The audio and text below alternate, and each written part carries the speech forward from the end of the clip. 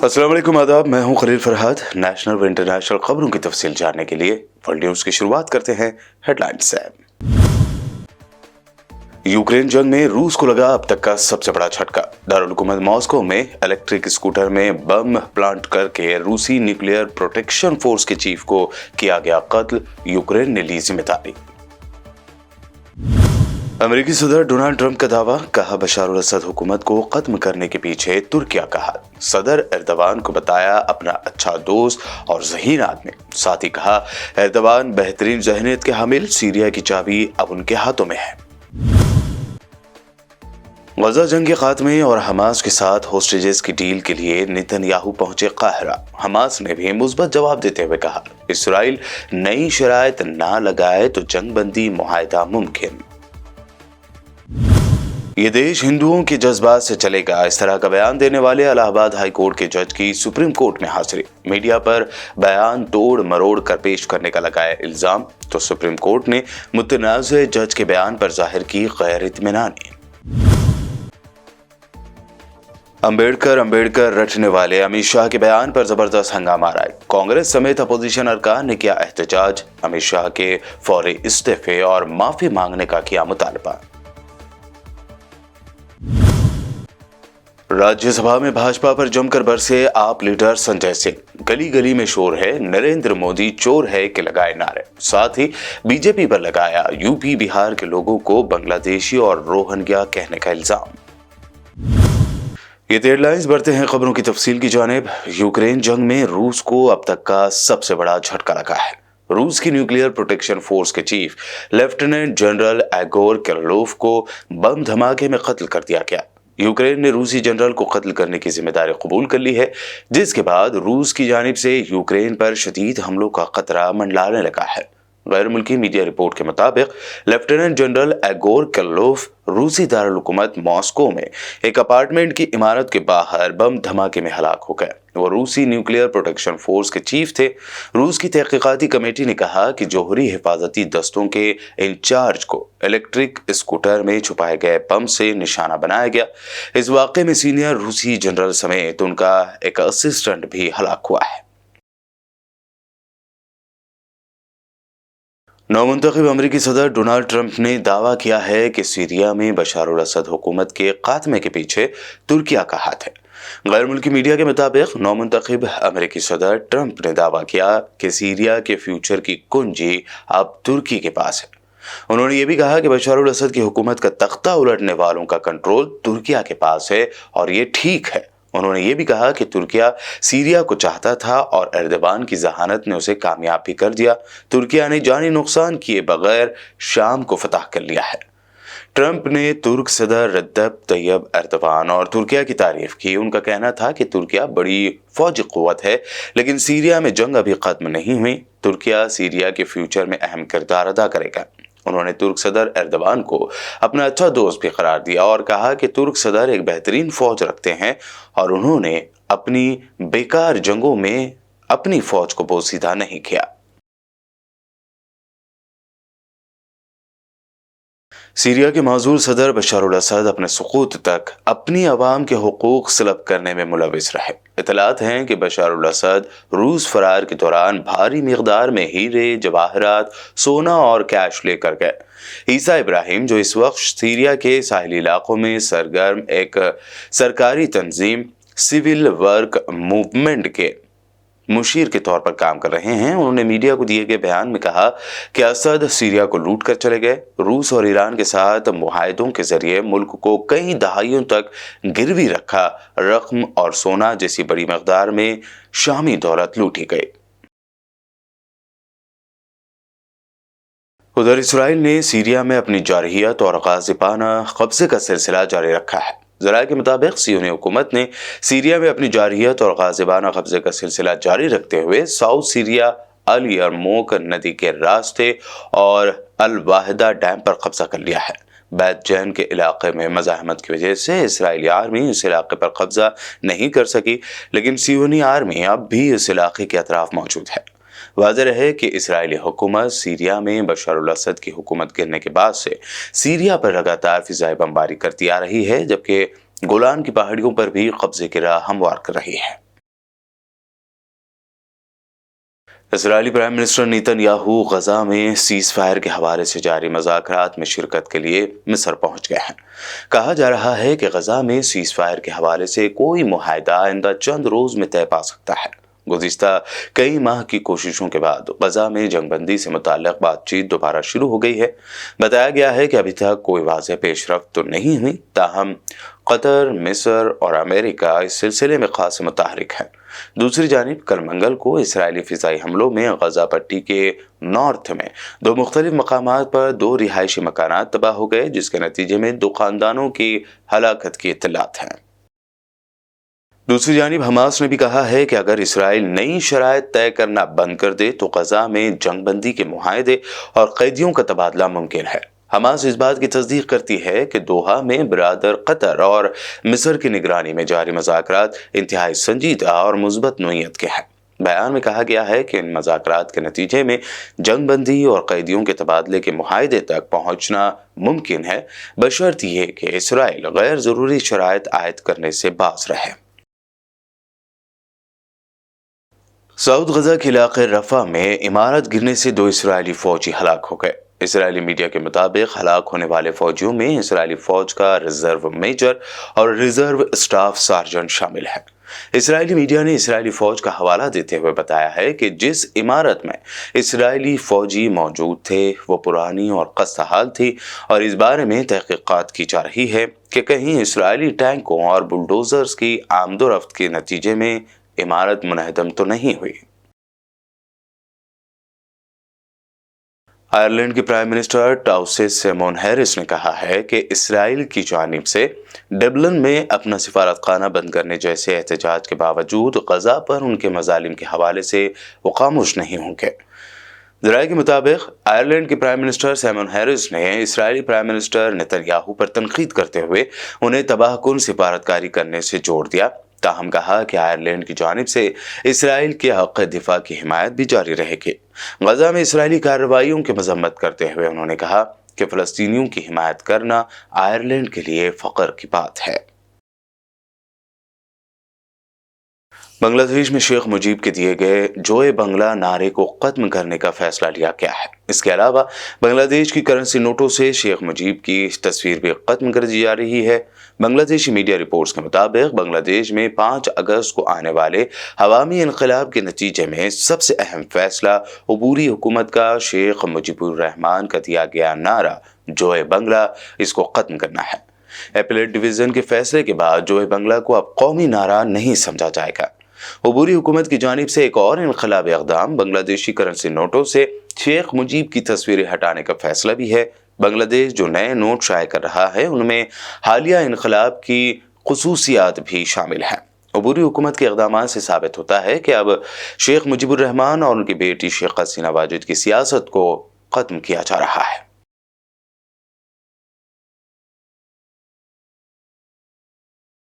Bulletin में खबरों का सिलसिला लगातार यूं ही जारी रहेगा। फिलहाल रुकते हैं एक छोटे से ब्रेक के लिए।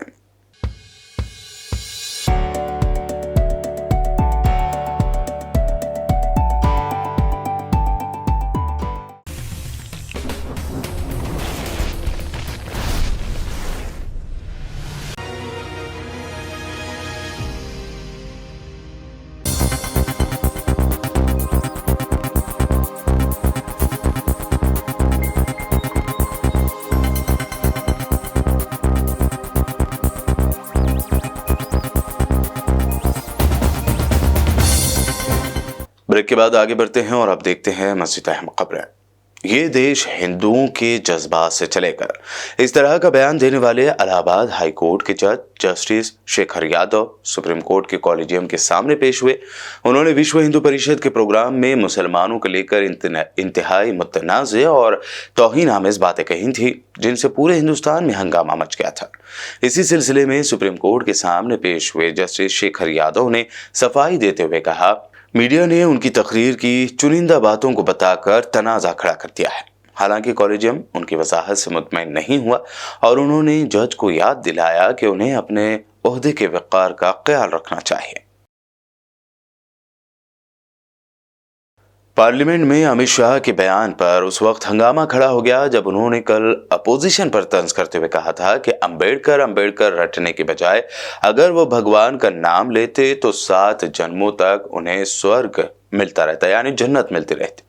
अमित शाह के इस बयान की फौरी बाद कांग्रेस सदर मल्लिकार्जुन खड़गे ने अमित शाह से पूछा कि क्या बाबा साहब अंबेडकर का नाम लेना गुनाह है। इस मुद्दे को पकड़कर आज कांग्रेस समेत दिगर अपोजिशन लीडरों ने पार्लियामेंट के अहाते के बाहर जमकर एहतजाज किया और अमित शाह से इस्तीफा देने का पुरजोर मुतालबा किया। खड़गे ने मीडिया से बात करते हुए कहा कि बीजेपी वाले आइन की जगह मनुस्मृति लागू करना चाहते हैं। बाबा साहब अंबेडकर ने ऐसा नहीं होने दिया था, इसलिए ये लोग उनसे इतनी नफरत करते हैं। मान्यवर, अभी एक फैशन हो गया है अंबेडकर अंबेडकर अंबेडकर अंबेडकर अंबेडकर अंबेडकर। इतना नाम अगर भगवान का लेते हैं तो 7 जन्मों तक स्वर्ग मिल जाता। अच्छी बात है ना। सुनिए ना, आप सुनिए ना, मैं बताता हूं। हमें तो आनंद है कि अंबेडकर का नाम लेते हैं। अंबेडकर का नाम अभी 100 बार ज्यादा लो, परंतु 7 अर्थ में अंबेडकर जी के प्रति आपका भाव क्या है ये मैं बताता हूं। मान्यवर, अंबेडकर जी को देश की पहली कैबिनेट से इस्तीफा क्यों दे दिया? अंबेडकर जी ने कई बार कहा कि अनुसूचित जातियों और जनजातियों से हुए व्यवहार से मैं असंतुष्ट हूं, सरकार की विदेश नीति से मैं असहमत हूं और आर्टिकल 370 से मैं असहमत हूं। इसलिए वो छोड़ना चाहते थे। उनको आश्वासन दिया गया, आश्वासन पूरा नहीं हुआ। उन्होंने इग्नोरेंस के चलते इस्तीफा दे दिया और एक श्री BC रॉय ने पत्र लिखा कि अंबेडकर और राजा जी जैसे 2 महानुभाव मंत्रिमंडल छोड़ेंगे तो क्या होगा। तो नेहरू जी ने उनको जवाब में लिखा है, राजा जी के जाने से तो थोड़ा बहुत नुकसान होगा, अंबेडकर के जाने से मंत्रिमंडल कमजोर नहीं होता है। मान्यवर, ये विचार जो खड़गे जी कह रहे हैं ना, क्या आपत्ति है? जिसका विरोध करते हो उसका वोट के लिए नाम देना कितना उचित है? क्योंकि अब अंबेडकर जी को मानने वाले पर्याप्त संख्या में आ गए हैं, इसलिए आप अंबेडकर अंबेडकर कर रहे हो। मान्यवर, मुंबई के मेयर ने एक पत्र लिखा था, माफी मांगो, माफी मांगो, माफी मांगो, माफी मांगो, माफी मांगो, माफी मांगो। संविधान नहीं चलेगा, नहीं चलेगा, नहीं चलेगा। संविधान नहीं चलेगा, नहीं चलेगा। और हेवन जा सकते थे, यानी स्वर्ग जा सकते थे। ये कहना, ये बात कहकर बाबा साहब का अपमान किया, संविधान का अपमान किया और वो मंशा जो उनके दिमाग में है कि उनकी जो मनुस्मृति की आइडियोलॉजी है वो और आरएसएस की आइडियोलॉजी जो है वो दर्शाता है कि वो खुद वो बाबा साहब अंबेडकर के संविधान को रेस्पेक्ट नहीं देना चाहते हैं। इसीलिए हम वो कंडेम करते हैं और I demand his resignation. We all the parties demand his resignation and he should apologize to the country।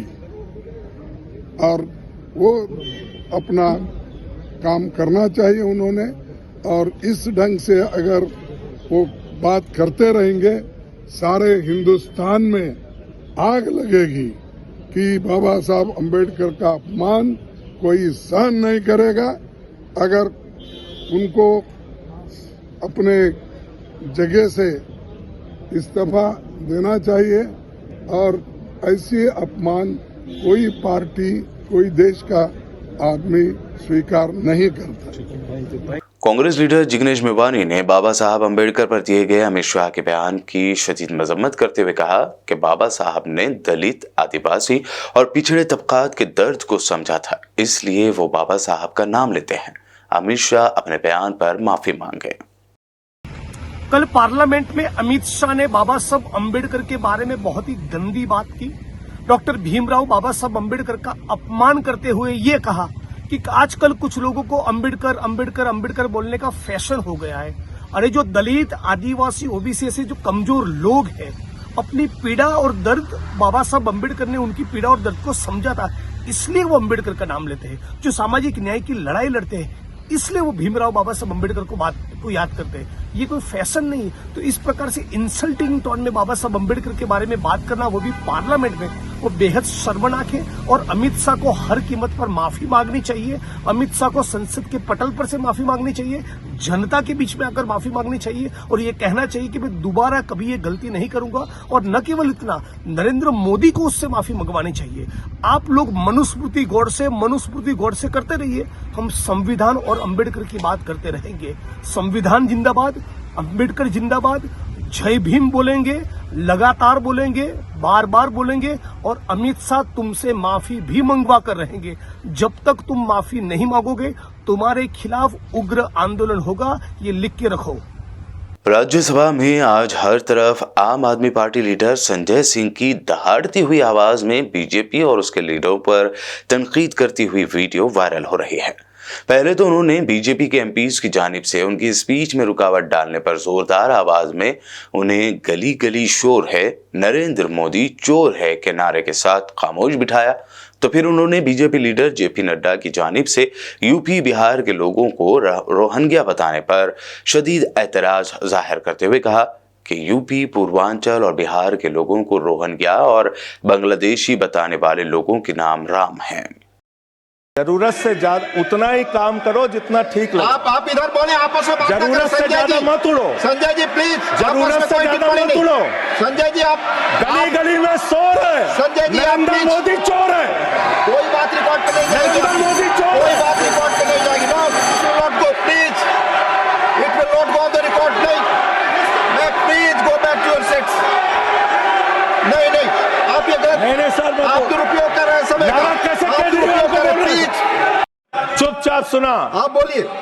अगर जेल वेल की बात करोगे ना, जिस दिन सत्ता परिवर्तन होगा एक भी आदमी बाहर नहीं दिखेगा।